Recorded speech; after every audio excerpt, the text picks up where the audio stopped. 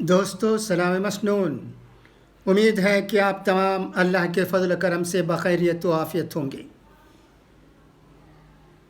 وبا، کورونا وبا تیزی سے پھیل رہی ہے، ایسا ہی لگتا ہے آج کی خبروں کو دیکھ کر۔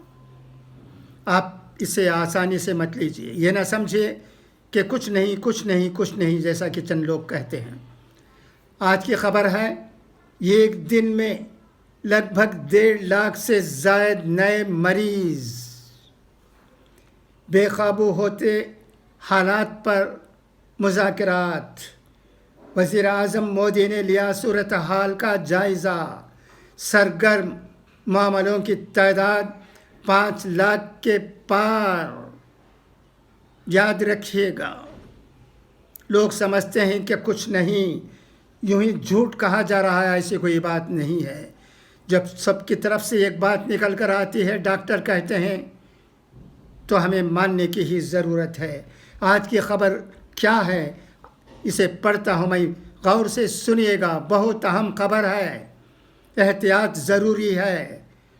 ملک میں ہلاکت خیز کورونا وائرس کی وبا کا پھیلاؤ مسلسل تیزی سے بڑھ رہا ہے۔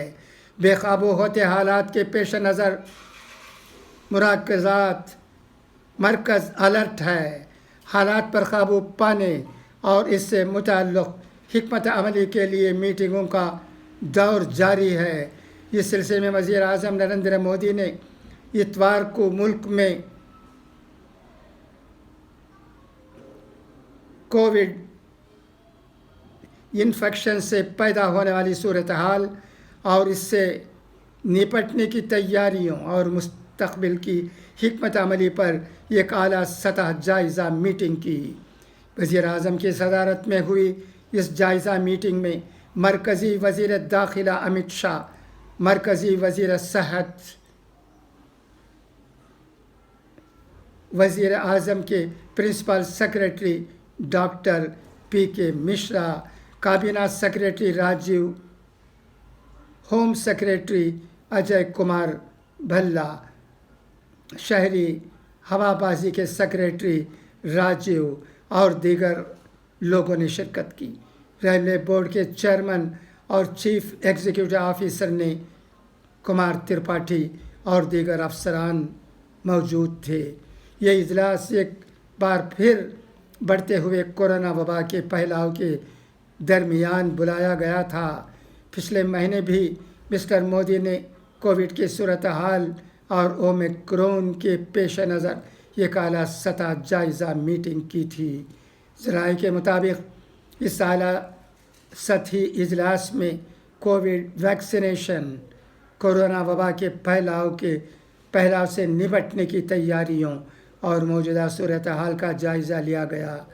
اجلاس میں 15 سے 18 سال کی عمر کے بچوں کو کووڈ ویکسینیشن فراہم کرنے اور ہیلتھ ورکرز، کورونا وائرس اور بزرگ شہریوں کو اضافی ویکسینیشن فراہم کرنے کی حکمت عملی پر بھی غور کیا گیا۔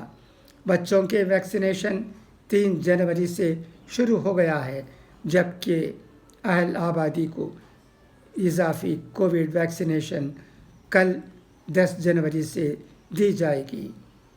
2 کروڑ سے زیادہ بچوں کو کووڈ ویکسین دی گئی ہے اب تک۔ دوستو، ایک اور خبر بھی ہے۔ قومی راجدھانی دہلی میں کورونا جانچ کے دوران پارلیمنٹ ہاؤس میں کام کرنے والے 400 سے زیادہ ملازمین کو کورونا سے متاثر ہونا پڑا ہے۔ ذرائع کے مطابق ان ملازمان کی 6 اور 7 جنوری کو جانچ کی گئی تھی، جس میں یہ سبھی کورونا سے متاثر پائے گئے۔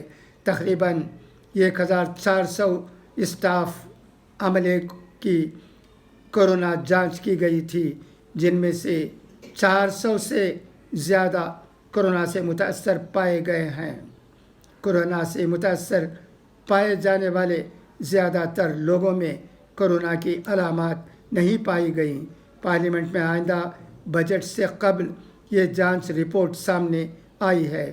پارلیمنٹ کے بجٹ اجلاس کی تاریخوں کا اعلان ابھی تک نہیں کیا گیا ہے۔ یہ واضح نہیں ہوا ہے کہ کورونا سے پازیٹیو کتنے ملازمین میں اومیکرون سے متاثر پائے گئے۔